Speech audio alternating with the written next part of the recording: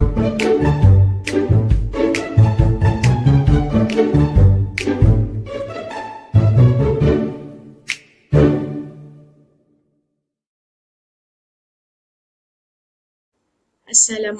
warahmatullahi wabarakatuh.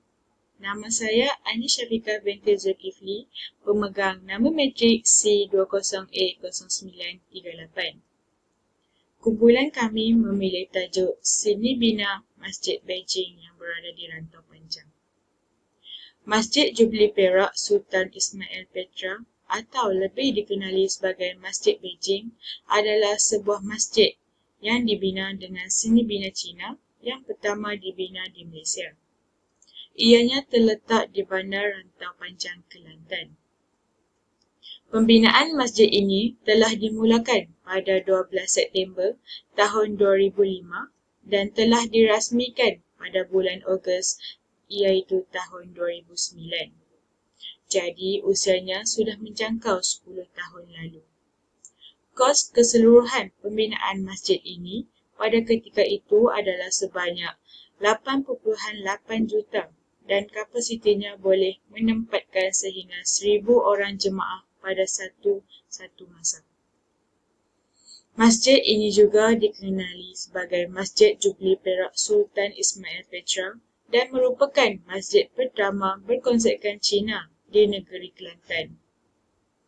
Ia merupakan reka bentuk yang sangat unik yang menggabungkan arkitek Cina dan Islam. Dalam aspek estetika, terpancar dalam pelbagai bentuk warisan, sama ada warisan ketara maupun warisan tak ketara. Estetika alam dalam warisan melalui seni ukiran, terdapat 7 jenis tema utama yang sering diukir oleh pengukir dalam menghasilkan sesuatu objek atau artefak Melayu, khususnya di pantai timur. Selain itu, masjid ini mempunyai 2 tingkat yang utama. Bahagian pertama diletakkan di bahagian bawah masjid dengan adanya kemudahan seperti dewan, perpustakaan, taman permainan kanak-kanak dan mazar. Sementara itu, di tingkat 2 pula merupakan dewan solat utama dan bilik VIP. Itu sahaja daripada saya. Sekian, terima kasih. Assalamualaikum warahmatullahi wabarakatuh. Nama saya Dayang Nurhana binti Muhammad Yusri. Nombor matrik saya C20A0960. Seterusnya, saya akan membentangkan mengenai reka bentuk masjid. Yang pertama ialah bangunan utama yang merupakan komponen yang terbesar dan mempunyai 2 tingkat. Tingkat atas ialah ruang sembahyang utama yang dapat menempatkan seramai 100 jemaah pada satu masa. Yang kedua, pada tingkat bawah pula mempunyai ruang sokongan untuk kemudahan awam seperti dewan serbaguna yang dapat memuatkan 200 orang, dewan makan, perpustakaan dan klinik. Yang ketiga, terdapat pelbagai lagi kemudahan seperti tapak atau bilik untuk aktiviti fardu ain dan kifayah. Terakhir sekali adalah ruang sembahyang yang utama iaitu direka bentuk dengan konsep geometri yang halus bermotifkan Islam seperti yang terdapat di masjid-masjid Timur Tengah seperti Uzbekistan. Keunikan masjid juga terletak pada sebuah menara berbentuk kubah berwarna perak serta serban disokong dengan lilitan murkanas pada bahagian bawah. Seterusnya adalah kepercayaan dan simbolik masjid. Yang pertama adalah merupakan simbol atau lambang kepercayaan bagi umat Islam. Kedua, mempercayai bahawa masjid merupakan rumah Allah yang suci dan indah. Yang ketiga, melambangkan ketertinggian agama Islam oleh masyarakat. Yang keempat adalah merupakan satu kebanggaan kepada umat Islam. Dan terakhir sekali adalah meningkatkan iman dan amal para umat. Seterusnya, saya akan menerangkan mengenai bahan dan proses pembuatan masjid.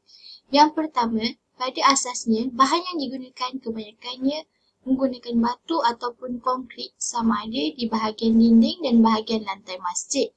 Pembuatan masjid ini menggunakan konkrit kerana bahan ini lebih sesuai dan tahan lama. Hal ini kerana di kawasan masjid merupakan kawasan terjejas banjir. Yang kedua adalah pada bahagian bumbung dan pagar dalam kawasan masjid pula, kebanyakannya menggunakan kayu untuk tujuan ukiran atau perspektif yang digunakan. Yang ketiga adalah proses pembinaan masjid ini bermula pada tahun 2005 hingga 2009. Pembinaan masjid ini mengambil masa selama 4 tahun untuk disiapkan. Dalam pada itu, terdapat juga masalah yang dihadapi ketika proses pembinaan iaitu masalah kewangan yang menyebabkan kerja-kerja pembinaan tergedala buat sementara waktu. Penduduk tempatan mengatakan masalah itu tidak berterusan kerana kembali masalah kewangan stabil setelah itu dan proses pembinaan masjid ini diteruskan.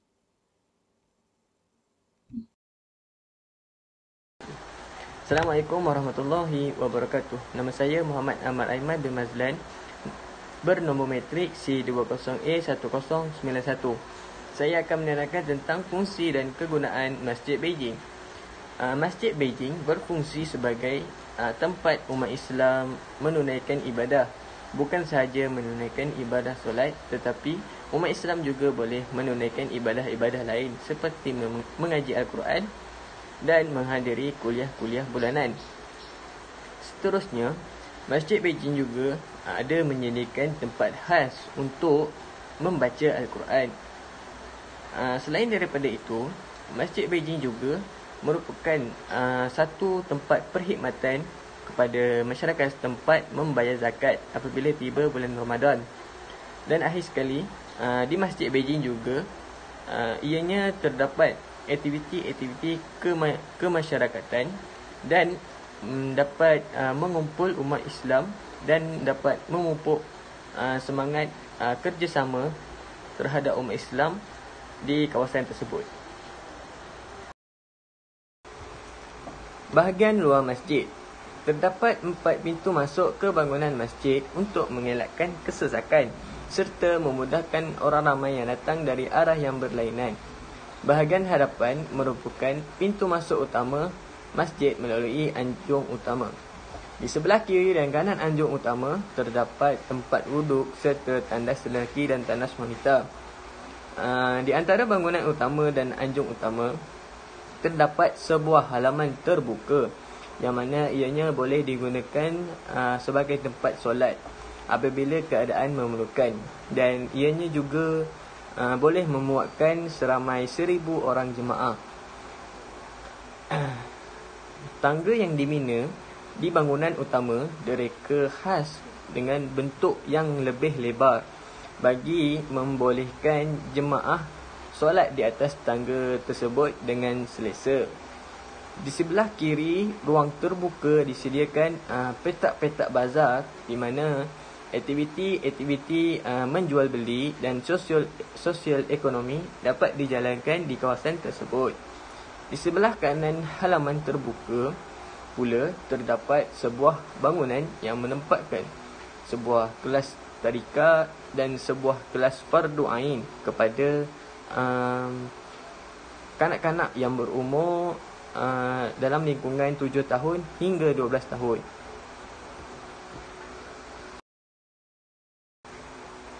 Bahagian dalam masjid. Bahagian dalam masjid dihiasi dengan ukiran-ukiran yang berbentuk geometri halus bermotif Islam seperti yang terdapat di masjid-masjid di Timur Tengah. Di dalam masjid juga ada menyediakan bilik telekung untuk kaum muslimat.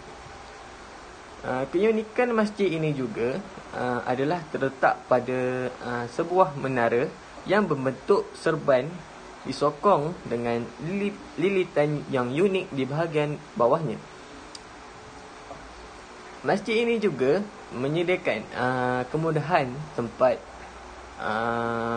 mengambil wuduk serta tandas awam dan juga menyediakan tempat meletakkan kasut apabila jemaah ingin masuk ke dalam masjid tersebut.